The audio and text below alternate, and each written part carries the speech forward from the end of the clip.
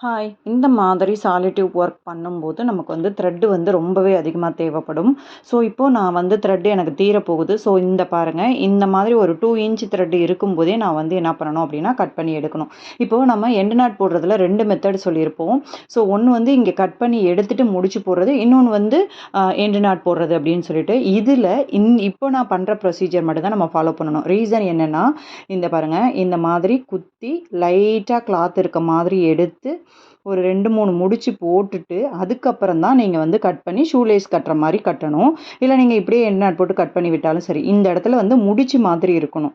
ஏன் நான் வந்து இந்த இடம் முடிச்சு மாதிரி வரணும்னு சொல்றேன் அப்படின்னா, ரீசன் என்னன்னா, அம் இது வந்து நம்ம யூஸ் பண்றது வந்து சாலிட்யூப். இப்ப சாலிட்யூப் வந்து பார்த்தீங்கன்னா, இந்த மாதிரி வந்து ஹோல் வந்து பெருசா இருக்கும். ஆனா, நம்ம இந்த இடத்துல போடுற முடிச்சு வந்து சின்னதா இருந்தது அப்படின்னு சொன்னா, நம்ம வந்து ப்ளவுஸ் வியர் பண்ணும்போது, இந்த சாலிட்யூப் வந்து அவுந்து வந்துரும். அந்த மாதிரி அவுந்து வரக்கூடாது அப்படின்னா, இங்க இருக்கிற முடிச்சு வந்து நான் வந்து எந்த அளவுக்கு பெருசா போட்டு விட முடியுமோ, அந்த அளவுக்கு வந்து நீங்க பிக்கர் முடிச்சா போட்டு விட்டுறணும். அது மட்டும் இல்ல, அதில லைட்டா ஃபெவிக்ரைல் அப்ளை பண்ணி விட்டுடுங்க. ஃபினிஷ் பண்ணதுக்கப்புறம். அப்பதான் ஸ்ட்ராங்கா நிக்கும்.